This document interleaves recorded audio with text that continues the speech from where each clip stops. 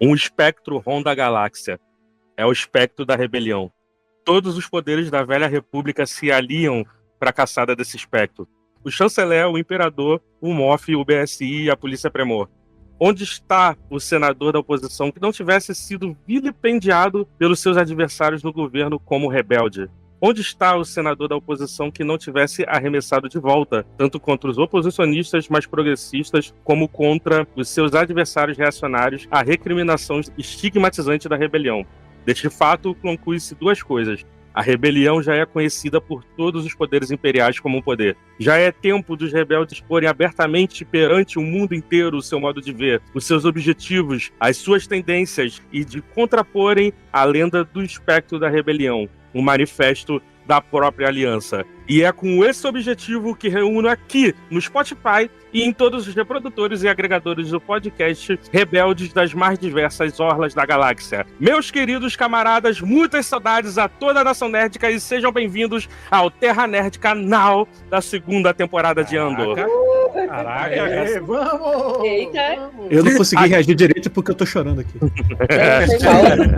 Aqui quem vos fala é o General Matheus Volnucci, vosso líder rebelde hoje, e como só quem é aliado sabe, temos amigos em todos os lugares, então eu não posso começar uma revolução sozinho sem eles. Recebam aqui aquele que fala mais do que um manifesto em versão estendida, com a palavra Capitão Malk. La Revolution! E pela primeira vez aqui, não no podcast da Terra Nerdica, mas voltando e participando pela primeira vez do Now, a jovem promessa da rebelião, mas que já tá pronta para enfrentar o Império. Com a palavra, Senadora Ellie. Saudações, meus camaradas. Estamos voltando, né? Então tô muito feliz. Muito obrigada. Votem em mim. Na Revolução não tem democracia. Eu faço parte da equipe da Terra Nerdica, eu escrevo bastante lá, faço uns vídeos de vez em quando, participei de outros podcasts aqui da última geração, outra temporada da Terra Nerdica. E direto do partido do Tambor Filmes, com a calma de um monge Jedi, ele que vem lá da Orla Média da Bahia, Senador Lucas. Meus camaradas, no pain no gain, tô aqui disposto a sacrificar tudo pela Revolução. Caralho, o cara mandou do nada um negócio de academia, cara. É o coach da aliança, né? Os logo de cara bombado, mano. No pain no gain depende do ponto de vista. Não, na verdade, a gente tá aqui pra batalhar ou pra vencer. Exatamente, é isso. Caraca, agora o jogo do Tigrinho, cara. Esse episódio é patrocinado pelo... Estamos devendo, né? Vem aí o Now sobre a CPI das Bets. Mas a partir de agora, pra quem tá ouvindo, é campo de asteroide de spoilers, tá? Se você ainda não viu Andor, tá na hora de ver. Ou pega sua nave e foge pelo espaço, mas não se esqueça que a gente tá aqui te esperando, porque rebeliões, meus amigos, são feitas de esperança. Mas estamos cansados de esperar. Vamos lá.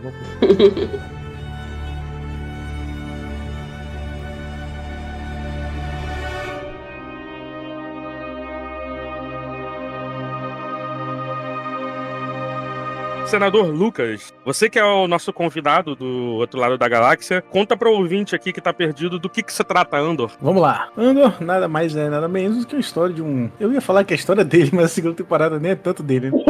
Verdade. Pior que você falou uma coisa que é verdade. Então vamos fazer assim. Andor parte do ponto de vista de um personagem chamado Cassian, um camarada nosso. Camarada. Que é os nossos olhos e ouvidos diante daquilo que é o começo da organização da revolução que irá salvar a galáxia mais à frente lá em Star Wars. Em resumo, é isso. E nessa segunda temporada, a gente se aproxima mais do Andor, que termina a primeira temporada se tornando, né, um guerreiro revolucionário. E na segunda temporada a gente se aproxima mais do que é essa luta em si e das coisas que a gente tem que deixar pelo caminho para poder iniciar uma revolução que vai queimar com muito fulgor lá ele. Olha, é isso aí. É bem lembrado, né? A gente tá aqui pra falar da segunda temporada, né? Como é um Now, a gente não vai ficar destrinchando muita série, né? É uma pena. Se bem que eu acho que a gente fez um podcast sobre as séries do Star Wars, né? Procurem lá no Spotify, ou também o crédito finais sobre o Andor, que esse eu participei. Mas você tava falando, né? Tá pegando o gancho disso, né? O Andor, quando a gente... O Cassian, né?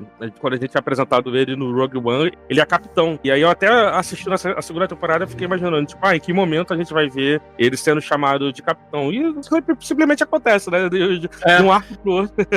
Do nada chamei de capitão, eu falei, ué, já? Nem vi.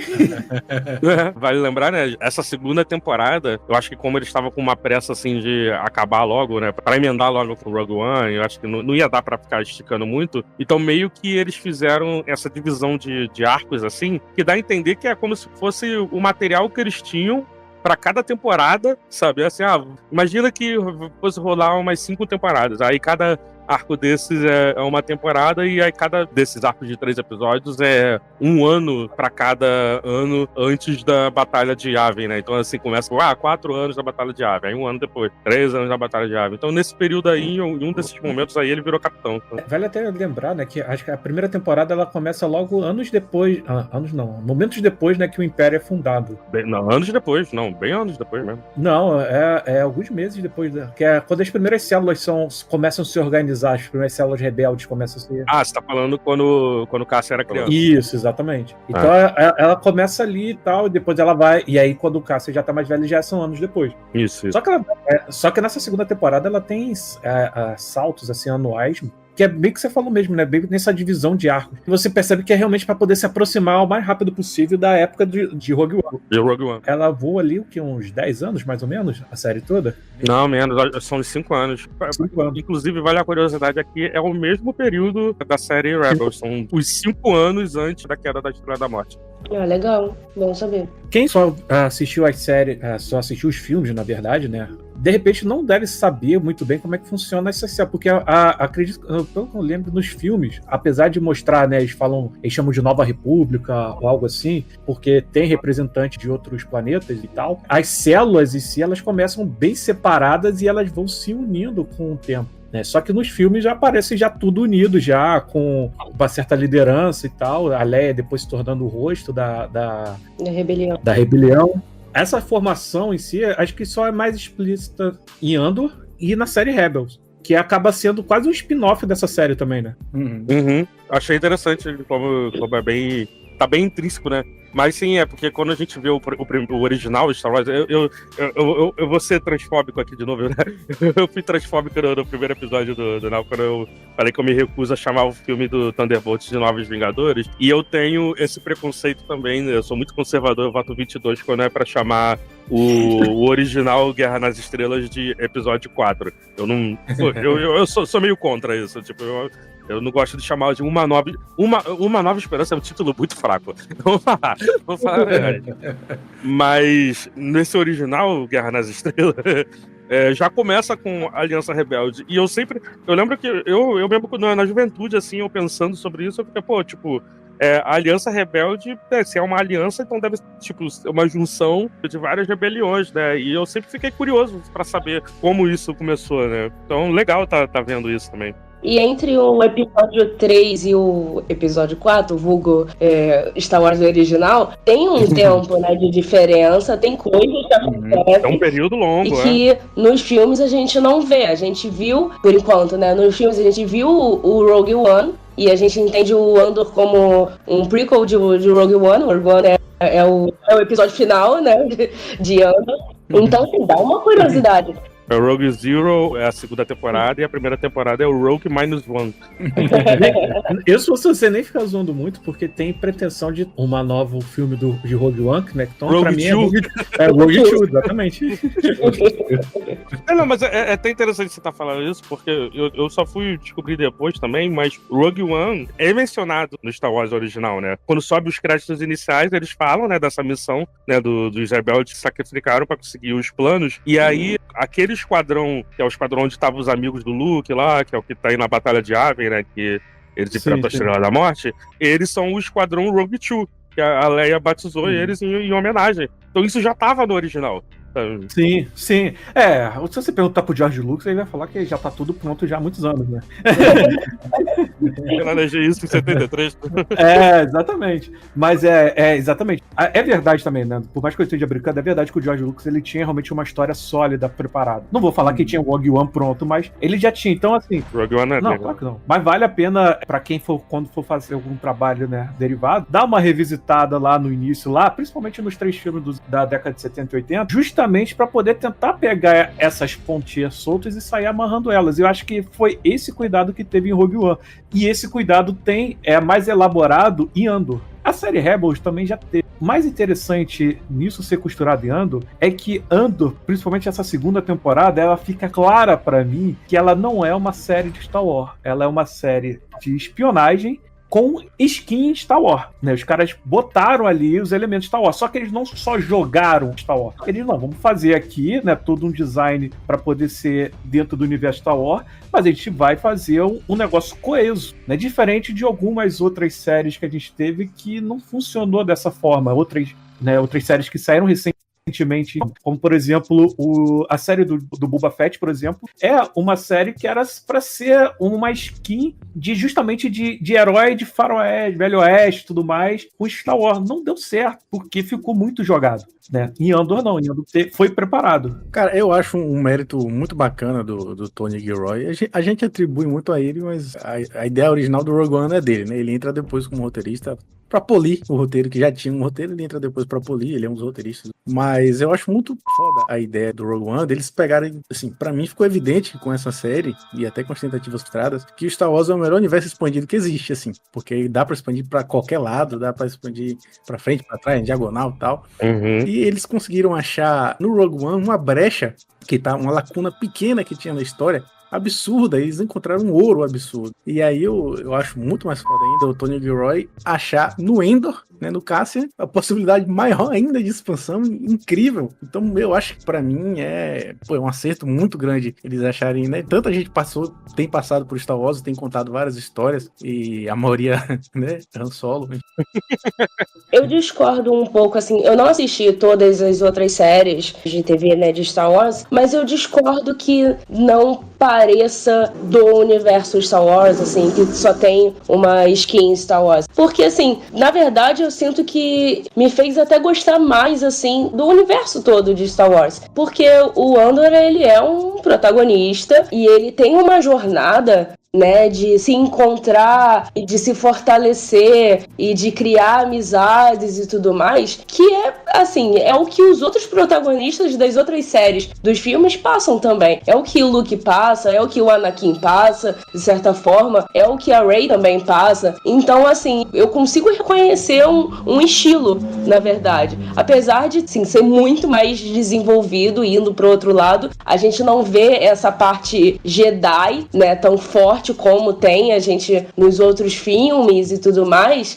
No Rogue One e no Andor, ainda assim, ainda tem muito dessa coisa da esperança e de fazer e de ir atrás e tudo mais. Então eu consigo reconhecer muitos sinais, na verdade, do universo, assim. Sim, então, enquanto o Malco tava falando, eu pensei nisso também, porque pra mim o Andor e o Rogue One são a coisa mais Star Wars feita de Star Wars desde a aquisição da Disney. Tá entendendo? Concordo. Porque realmente, assim, tipo, beleza, o Star Wars original não tem nenhum foco, assim, na verdade, né? Você tem ali o protagonista, que é o herói dessa lenda, mas o background todo é esse universo que tá em guerra. Isso me chateava na trilogia. Eu não me passava essa sensação de, tipo, poxa, a gente tá vendo esse universo que vai culminar naquela guerra. Não, fica parecendo que é só, tipo assim, uma preocupação demais em querer ficar explicando e mostrando o Jedi. A gente tem efeito especial, vou mostrar a Jedi, vamos mostrar a origem do Darth Vader. Umas coisas assim que, sinceramente, não são as coisas que eu quero saber quando eu tô assistindo a trilogia original, sabe? Eu queria realmente saber mais sobre os rebeldes e isso não é mostrado.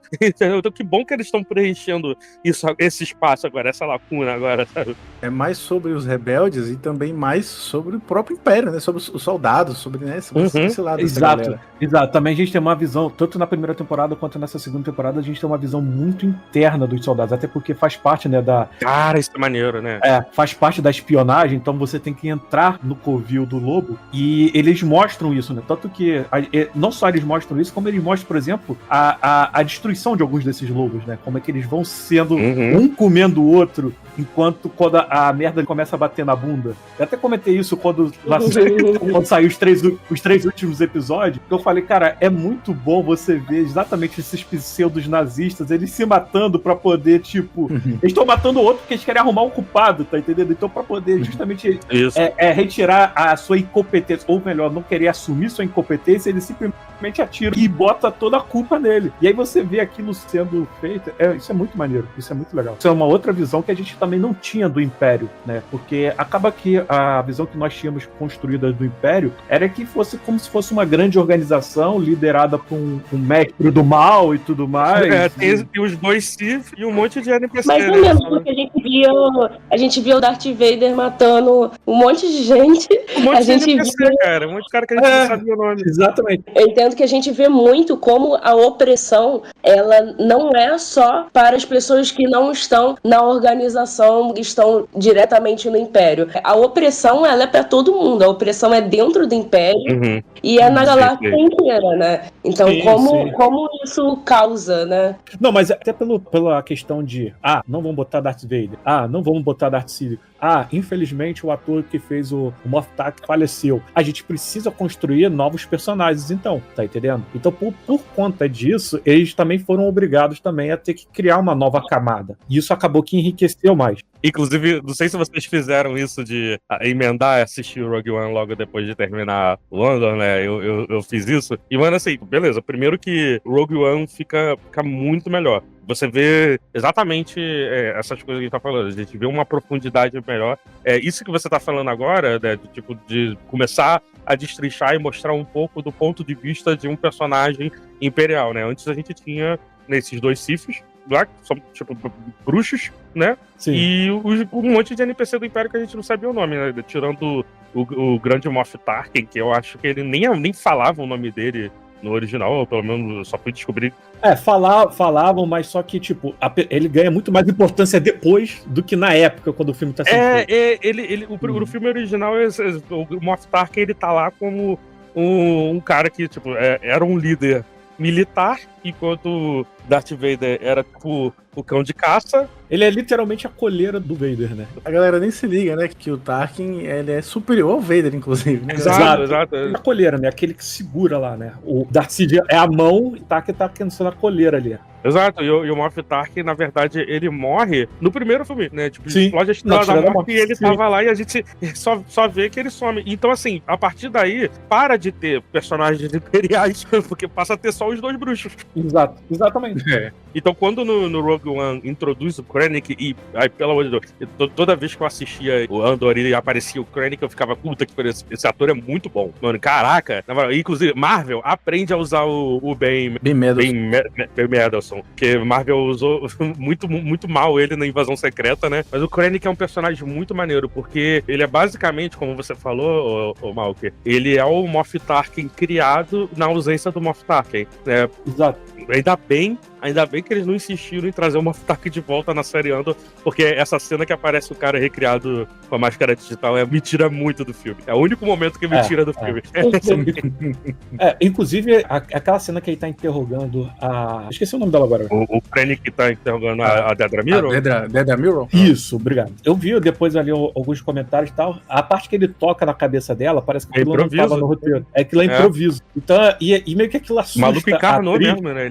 Exato. Aquilo assustou a atriz, né? Mas aquilo ali não só assustou a atriz, como também deu exatamente o que o ator queria, que era exatamente ele causar medo, né? Então, o ângulo que eles capturaram, aquilo tudo, é assim, como você falou, cinema puro, tá entendendo? E é exatamente isso, vem do ator que incorporou tão bem o personagem, que ele, até no improviso ali, bobo, que parecia um gesto bobo, né? Era tudo pensado pra ele, né? Tipo, cara, como é que eu vou surpreender ela aqui pra poder causar ainda mais terror, pra ela transmitir esse terror, né, pro público. E ele fez só um gesto. Ele tem uns trejeitos muito maneiros, cara. Toda vez que ele começa a falar, o jeito que ele mexe o braço, que ele olha pros lados, assim, é muito maneiro. Eu quase comecei a imitar ele. Igual o cara do Instagram que fica imitando o Sol Guerreira. Boi!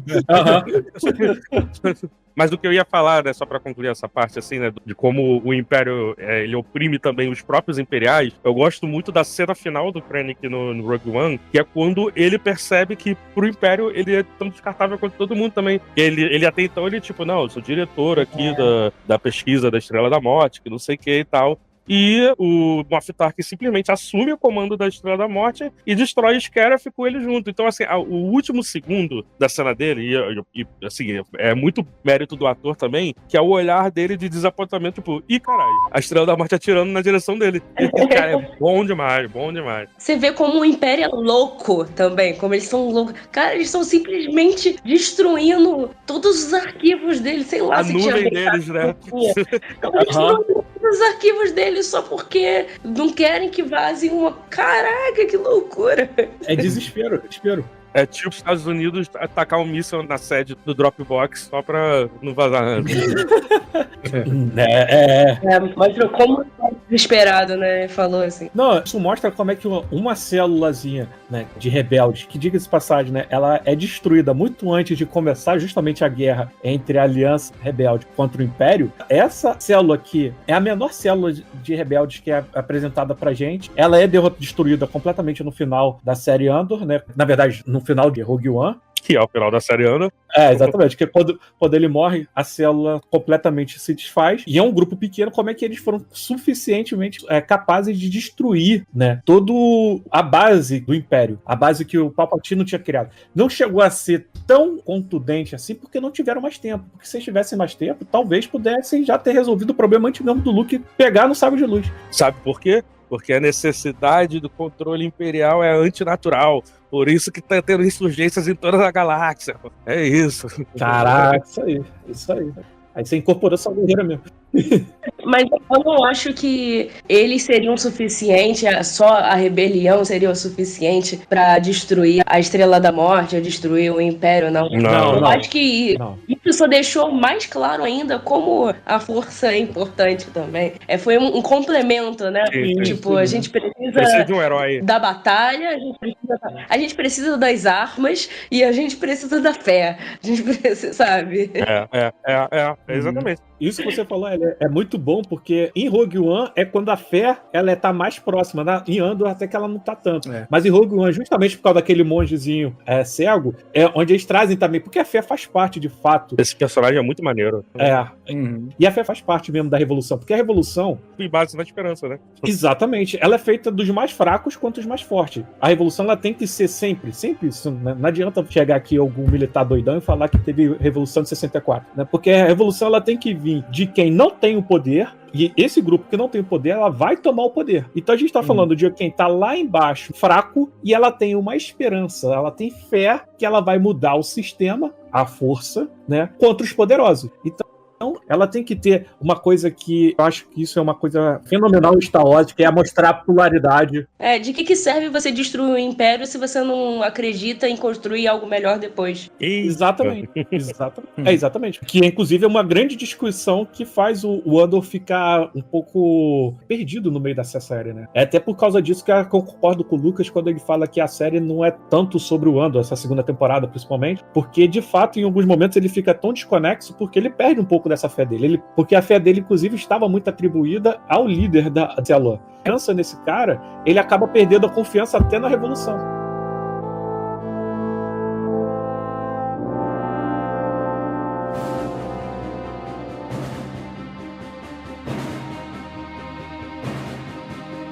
Eu não preciso aqui perguntar se Andor vale o play, porque vocês já responderam aqui com belas palavras, então eu vou perguntar pra vocês. Vou responder de forma resumida assim. O que vocês mais gostaram da série? O que fez vocês gostarem da série? Pra quem tá ouvindo aí pra saber por que Andor vale o play. Cara, o que mais me pegou, na verdade, foi...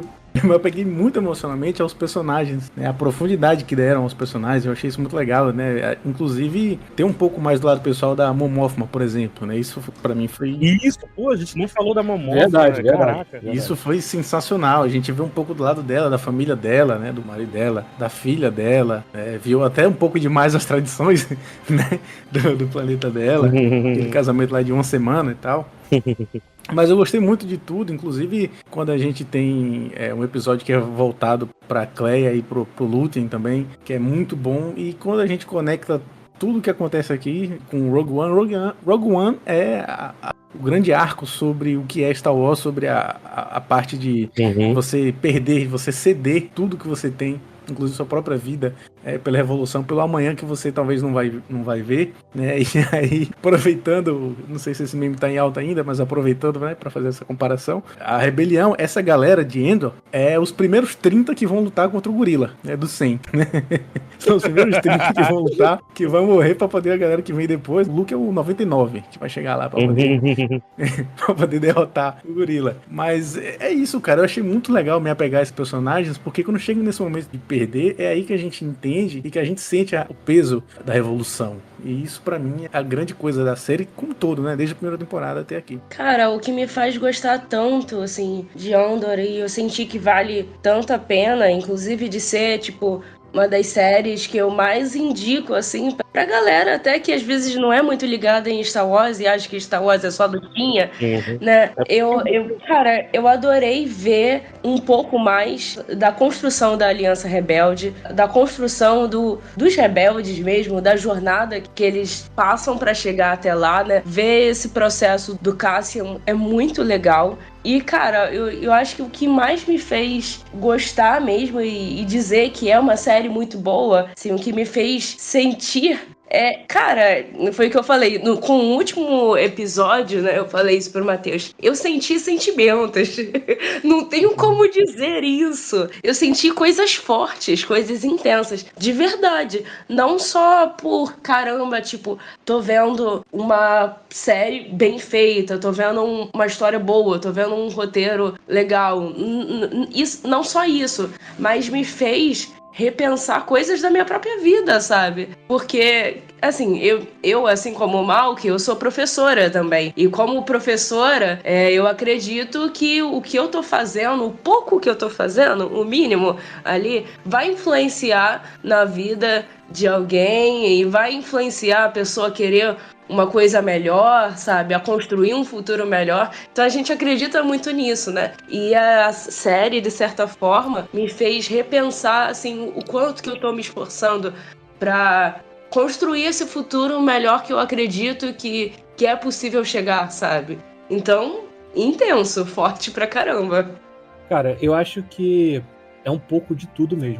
Eu gostei muito da série e era uma das coisas que eu mais admirava nela enquanto a gente estava assistindo, principalmente tanto que eu até falei em off algumas vezes, eu não gostei muito da primeira temporada, ela me demora a me capturar de fato. Mas nessa segunda temporada, justamente por mostrar um pouco dessa cultura vasta do universo Star Wars, isso foi uma coisa que eu gostei. Eu gosto muito de ver, quando a gente está vendo assim, uma série que está falando sobre polaridade de uma forma implícita, não é tão explícita, mas aí falam de polaridade. Afinal, o Império, ele é, né, um império muito puritano, muito humano, tem poucos alienígenas. Se você pegar a trilogia do episódio 1 ao 3, você vai lembrar que a República era cheia de aliens, né, tanto na Ordem Jedi quanto no próprio Senado. Isso some completamente no Império. Então, isso sendo mostrado para mim de forma visual foi uma das coisas que mais me pegou, porque eu senti essa mudança, né, de forma bem clara. E ao mesmo tempo, quando ele mostrava, né, a cultura no ponto de vista das células rebeldes, eu gostava daquilo, eu sentia essa conexão de novo, que o universo Star Wars é muito maior do que a gente conhece. Isso pra mim, só por si só, já era uma coisa que era uma história não contada que já me atraía. Mas vem a outra parte que a Ellie falou, que é justamente os sentimentos, assim, e aí são vários sentimentos, né? Vai desde o discurso do Saul Guerreiro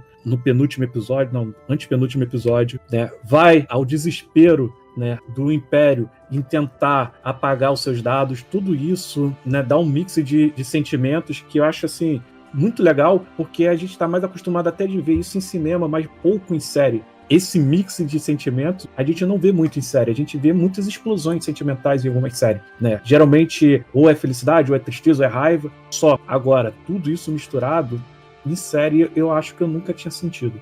É a primeira vez que a gente vê esse universo de Star Wars vivo, né? Como um organismo vivo mesmo, né?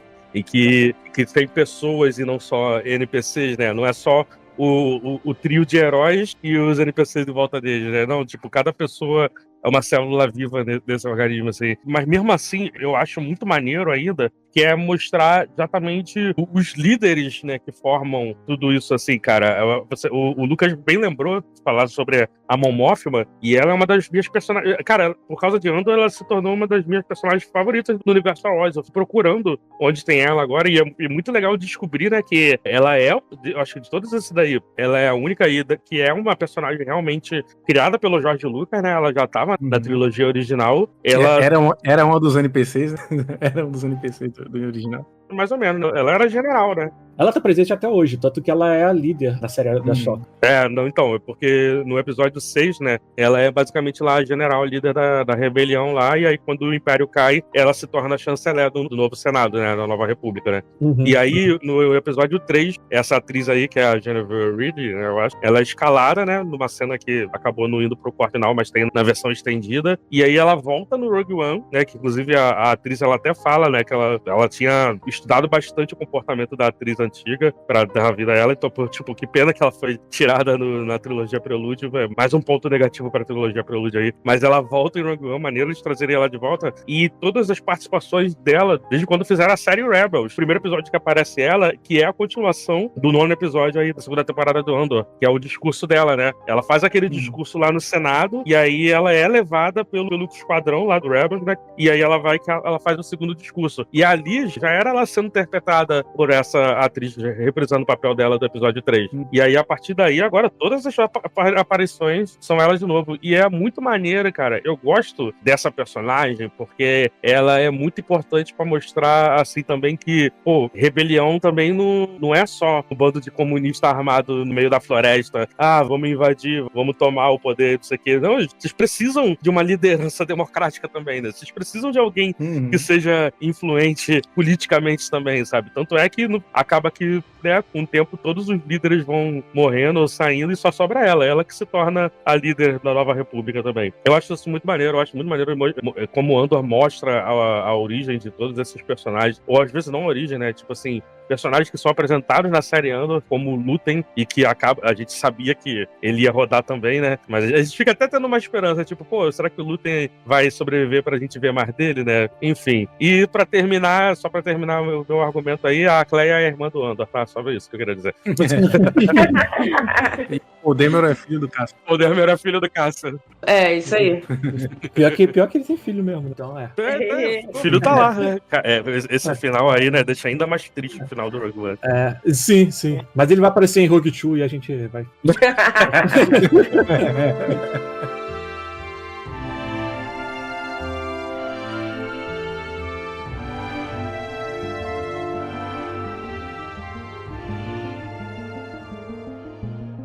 Ótimo papo, estamos aqui, caramba, muito dedicados à rebelião, a causa. A rebelião não é pra sãos. Não. Então eu gostaria de aproveitar esse momento para deixar o espaço aí para fazer a pergunta da semana, né? Aquela que vai ficar lá no Spotify, que você pode responder, né, no Spotify. Se você não tem Spotify, você também pode mandar um e-mail pra gente, né? terranerdica@gmail. E tem o inquérito também, né? Então, assim, qual sugestão que vocês dão para deixar o inquérito, a enquetezinha que vai ficar lá no Spotify? Das lideranças das células rebeldes, quais que vocês acharam mais relevantes? Luthen, Sal Guerreira? Legal. Qual célula você seria, né? A célula do Sal Guerreira, do Luthen, Do Organa? do Bail Organa. Qual a Lucenógeno melhor, do Sal Guerreiro ou da Momo? Boa. Teste do BuzzFeed. Você é mais Sol Guerreira ou mais Bombom?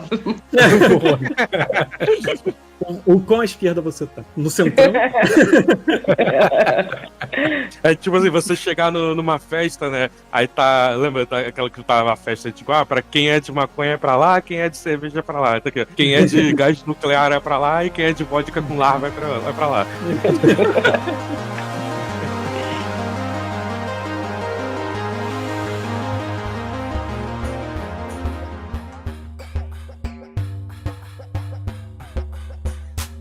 Mas opa, sejam bem-vindos a mais uma Caixa Postal Nerd, que estamos aqui com o Malk. Fala aí, galera, mais uma vez aqui lendo o comentário de vocês, já desse episódio polêmico.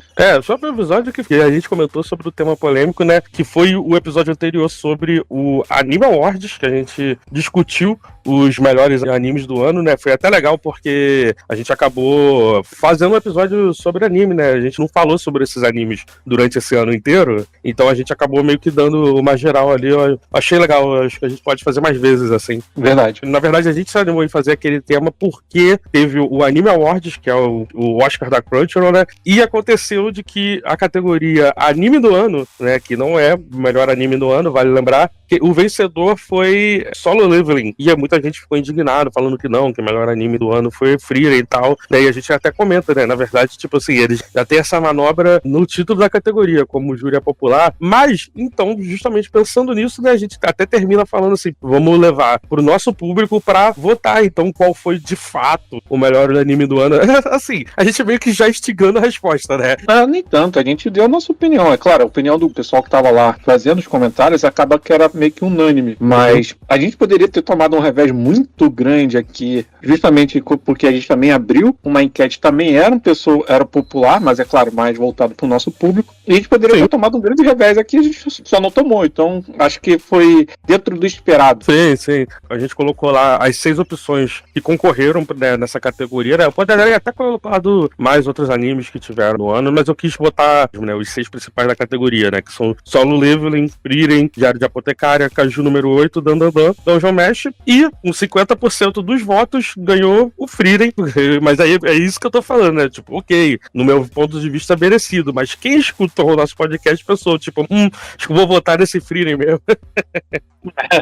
Pode ser sim também, mas acredito que não. Até porque pela questão de discussão mesmo, que nós fizemos no podcast, a gente falou bem do Frieren e tudo mais, mas eu cheguei, acho que comentaram lá, no mês que o Frieren saiu, só se falava dele também, assim como todos os outros animes quando saíram no mês dele, só se falavam dele. Então, depois assim, mais friamente analisando, né, depois que passou o mês de lançamento de cada um, acho que fica mais fácil o próprio público escolher de forma assim, menos tendenciosa. Claro, ele pode ter visto o nosso episódio e já ter votado logo de cara. Mas, sinceramente, a maior parte do pessoal que votou provavelmente já estava com a cabeça feita. Tanto que teve votos pros outros também. Por exemplo, o segundo colocado ali junto com o Solo Leve foi o Diário da Apotecária. A gente quase não falou dele no episódio.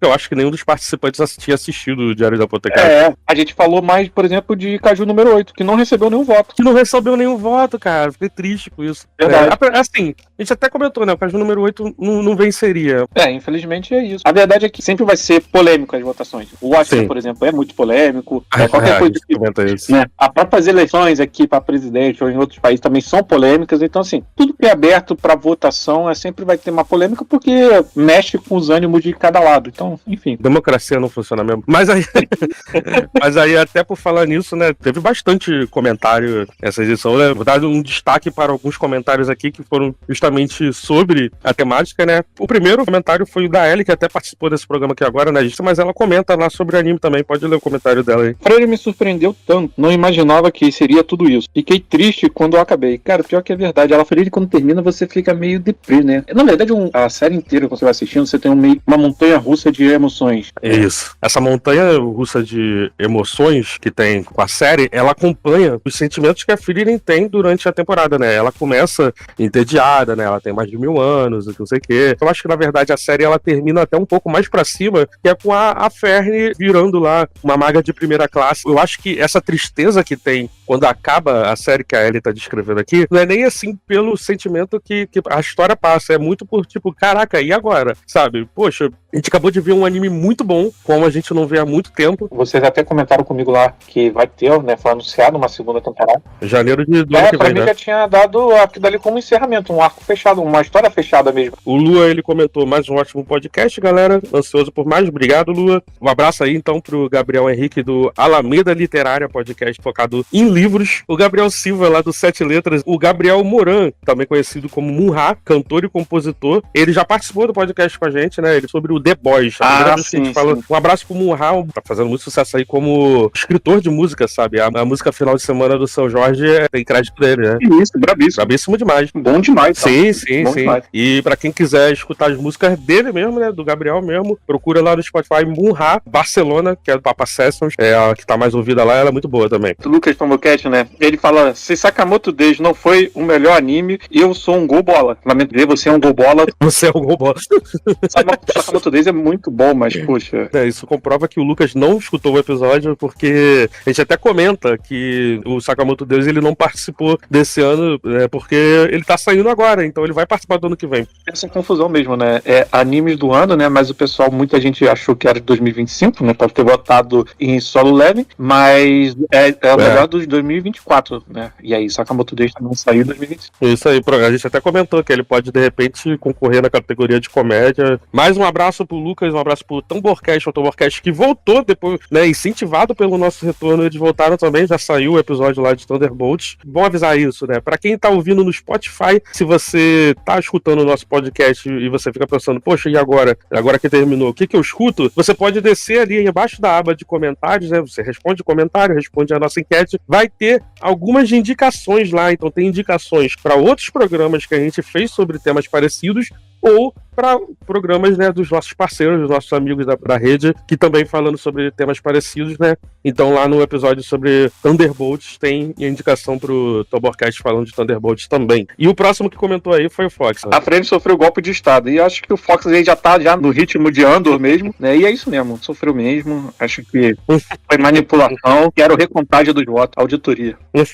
Aí o Nuti, que não sou eu, eu ia tá? falar assim, ó, você qual é, Matheus? Qual é? Colocando suspeito aqui pra comentar. Não, pior que ele tá sem voto, né? Muito suspeito mesmo. Não, o meu perfil no Spotify, ele até tá ali entre os comentários também, mas ele tá como o Matheus Santana. Mas pode ler o comentário do Nut. Porém, eu não consegui terminar. Eu parei no início porque ele mexeu profundamente comigo. Também é outro ponto de vista. Eu nunca tinha pensado que Freire poderia mexer com algumas pessoas diferente de outras. Mas eu acho que pessoas que podem estar passando por luto, principalmente luto, assistir Freire pode ser um pouco de gatilho mesmo. Eu nunca tinha parado para pensar nisso. Talvez possa ser o caso dele, não sei, né? Mas... Sim.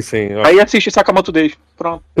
Mas galera, continua. Até já emendando com o próximo comentário aí, que é o Dragi. Se você tá esperando um negócio de ação, cara, continua assistindo, porque tu vai ter uma das melhores cenas de ação dos animes dos últimos anos aí, nesse anime aí que é Frieren também. E aí, inclusive, aproveitando, pode ler então o Dragi. É uma pena que foi concurso de popularidade mesmo. Frieren é injustiçado demais. Ele disse que acaba que continuarão produzindo animes mais genéricos de lutinha, ao invés de obras mais profundas e diferenciadas. Episódio excelente, como sempre, da TN. Assim, é meio chato, mas você sabe que eu considero isso também onda de momento, tá? Por exemplo, nos anos 80, teve muitos animes aí gore, pesadíssimos, assim. Você pega muitos animes profundos e pesados dos anos 80. Por quê? Porque a onda dos animes começa lá nos anos 60, tudo mais, com animes assim muito infantis como Astro Boy e tudo mais, e aí o público vai evoluindo. O Speed Racer. Exatamente. Quando o público envelhece, esses mangakas que cresceram também envelhecem. E aí eles acabam testando coisas novas nos anos 80. E aí depois você tem um retrocesso nos anos 90, e aí nos anos 2000 você vai voltando com isso. Então isso é uma coisa de momento. Eu acho que até amadurecer esse público novo, né, que foi conquistado ali no final de 2010 e tudo mais, quando tinha alguns animes um pouco mais pesados, que a gente até comenta isso também no episódio, a gente vai começar a ter alguns animes mais profundos. Mas é verdade, num turbilhões assim, né, de animes que a gente tem mais infantilizados hoje em dia, alguns animes um pouco mais profundos, eles se destacam. A gente falou, por exemplo, de Spy Family. Spy Family é um anime de comédia, mas ele é mais profundo do que parece. Sim. E você percebe que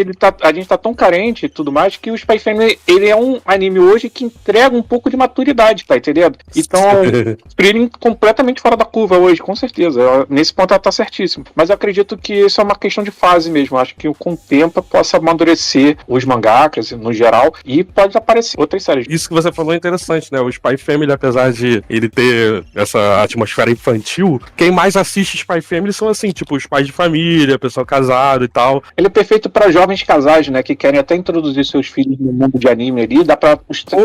Ele dialoga com os dois, né? Ele vai dialogar com a criança, mas também vai dialogar com os pais, então é muito bom. Aproveitando esse espaço aqui pra falar pra quem quem tá ouvindo, alguns dos nossos episódios antigos que foram tirados do ar, eu tô reeditando pra postar de novo, né? Principalmente quando tem a ver com a temática. Então, assim, a gente menciona lá nesse do Anime Awards, a gente fala de quando a gente gravou sobre o Shingeki no Kyojin, eu já repostei, né? Você vai escutar agora, você vai perceber que algumas partes acaba pulando, né? Porque foi a parte que eu tive que tirar porque o Spotify tinha derrubado. E também o sobre o Andor, que a gente fala sobre Andor e sobre a terceira temporada do Mandalorian. E também, já repostei também o do The Last of Us. Então, se você procurar lá no Spotify, você vai encontrar esses 3 já que tem a ver com os temas que a gente tem falado nesse momento. Mas nesse sobre o Shingeki no Kyojin, a gente comenta uma coisa que tem a ver com isso que você falou agora, Malk. Nos anos 90 teve o Dragon Ball, aí começou a ter um pouco mais dessa infantilização, veio o Naruto nessa onda também, veio o Hunter x Hunter, então que foi que estabeleceu essa coisa da desconstrução do shonen, principalmente assim, de ter um protagonista um pouco mais sombrio, né? Death Note tem isso, aí veio o Shingeki no Kyojin com isso, né? A gente comenta, o Solo Leveling ele totalmente nessa onda também. Dessa nova geração de mangakas, vem com Boku no Hero, outros animes um pouco mais infantilizados, e depois agora mais ou menos ali mais maduro, por exemplo, o próprio Demon Slayer, ele é bem meio a meio. Acho que o Shingeki, ele representa justamente o fim de uma era, de um ciclo ali de Bleach, Naruto, toda essa era, ele acho que encerra com o Shingeki. Pelo menos eu considero dessa forma, eu vejo dessa forma. E que justamente por causa disso, por a gente ter passado por isso já, o Frieren acaba sendo muito mais aceito, né, Jovem?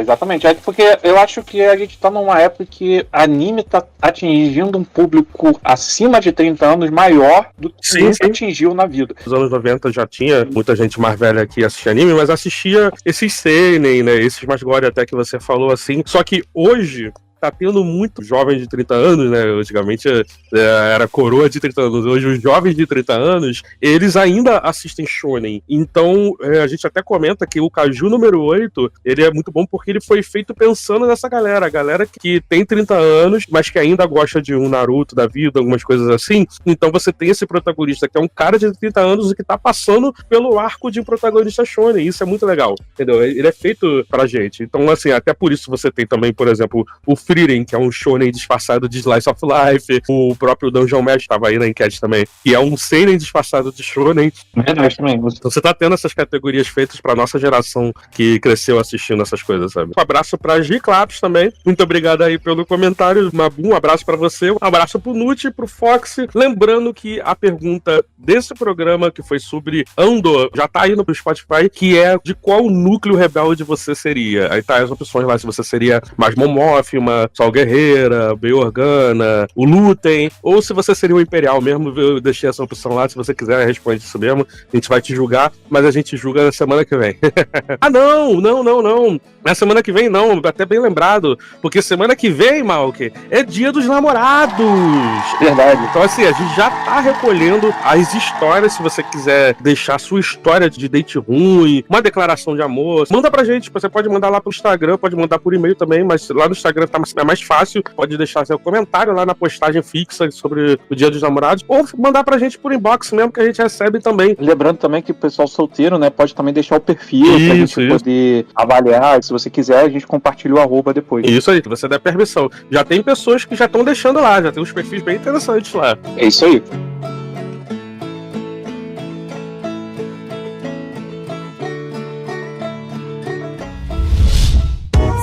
A iniciativa Podcasters Unidos foi criada com a ideia de divulgar podcasts menos conhecidos, aqueles que, apesar de undergrounds, têm muita qualidade tanto em entretenimento quanto em opinião. Por aqui você tem a chance de conhecer novas vozes que movimentam essa rede. Então entre lá no nosso Instagram, o @podcastersunidos, é só escolher e dar o play.